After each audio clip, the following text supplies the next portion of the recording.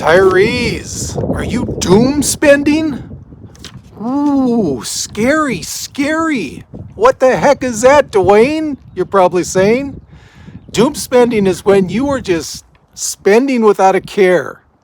You're spending away because you figure, why not? The world is so messed up economically with world wars, everything.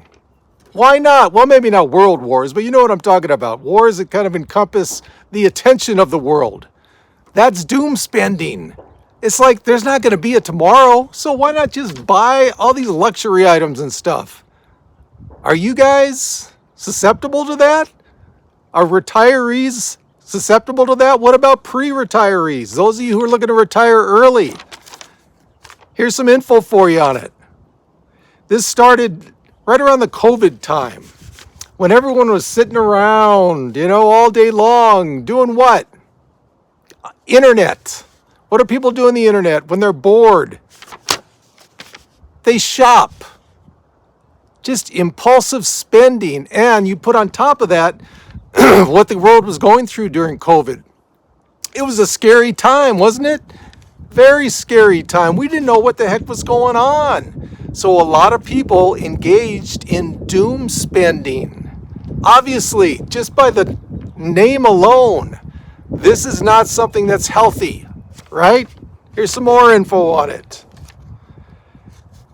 After COVID, it kind of went down a little bit once we got a handle on it, once the world got a handle on COVID, but then it ramped up again in 2022 because of inflation concerns, recession fears, global conflict. So it's something that can periodically just crop up, right?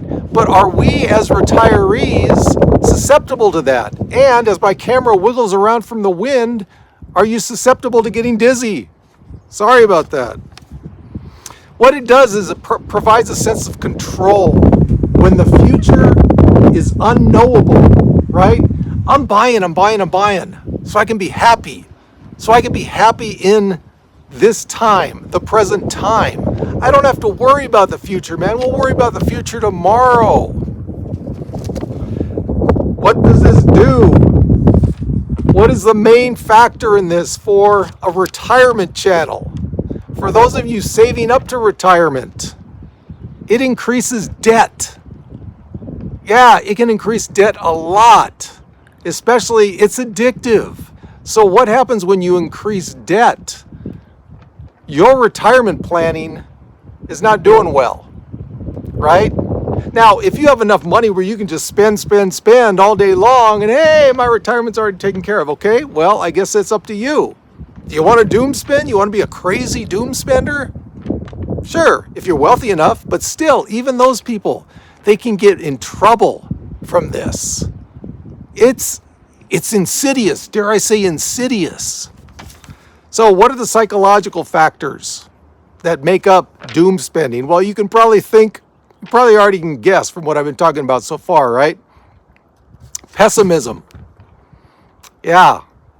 Now, this especially affects younger people. Younger people, let's say, just out of college getting their first job. Maybe they've been in the workforce for 10 years or so. They're thinking, us, which I am at the very end of the boomer generation, have ruined it for them. Why should they even think about retirement? It's not going to be there for them anyway. Those people are very susceptible to doom spending, and it can be a huge, dare I say, huge issue for them. Here's another trait, a lack of control, aka impulsiveness.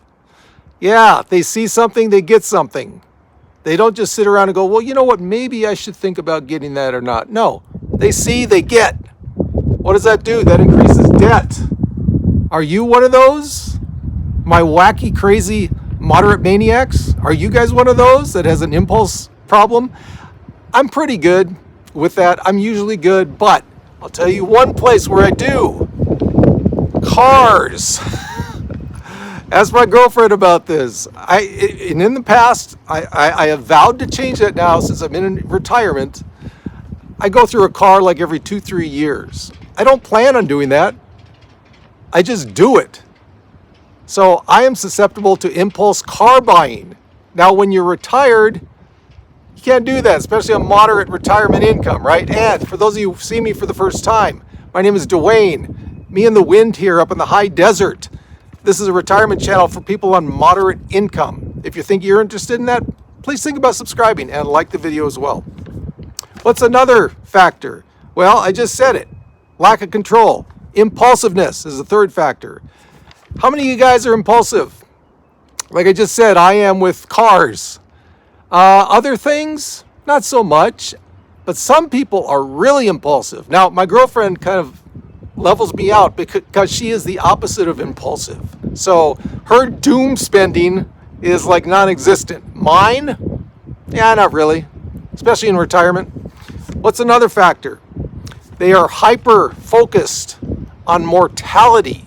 So what does that do? That goes back to factor number one, pessimism. They're like, hey, I'm not going to be here for retirement anyway. Why not spend now and have a great time doing it? Yeah, that's scary. So what are the stats? What are the stats as far as like the generations and how affected they are by this? 27% of Americans doom spend. 27%. Pretty big number, right? 43% of millennials doom spend. I think should I have some like scary music in the background here? You know, have like one of these ravens come up with like a scary eagle mask or something. 35% of Gen Z doom spend. Now, the millennials and the Gen Z, as I've talked about before, their reason for doing this is they blame us, the boomers, for ruining the future for them. You know, they just do because we have so much money and we have this and we have that. They blame us for them not having a future. That is why a large reason they say they doom spend. So what about seniors? What about boomers? For boomers, I guess we're lucky, guys. Only around 10 to 15% participate in this wacky doom spending. So, on the whole, we're doing pretty good. But if you do have a problem with it, here are some answers for you right here. This handy dandy paper, huh? Here we go. If you have an issue with doom spending, start budgeting. Diligently start budgeting so you can keep track of the spending you're doing. And I know as a senior, as a retiree, you know, with all the time to fill, that internet is just sitting there looking at you going, spend money, right? I feel it. I'm pretty good about holding off on that. But for some of you, it's like those seniors you see going, and I lived up in Reno for a couple of years, so I saw it all the time. Seniors going to the slot machines. Man, every time I went into the casino, which wasn't too often, I would say 70-80% seniors sitting at those slots, right? This doom spending is a form of that. So, another thing, a way to combat this is to delay gratification. So when you're thinking about purchasing something, instead of making an impulse buy, give yourself a waiting period. You know, could be a day, could be a couple days. Although my girlfriend, again, talking about my girlfriend because I love her so much all the time in this video. She's very good about that.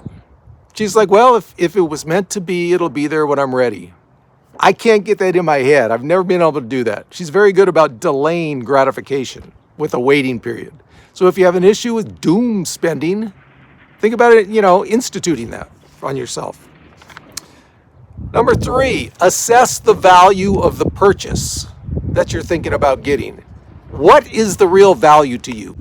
So avoid triggers that make you doom spend.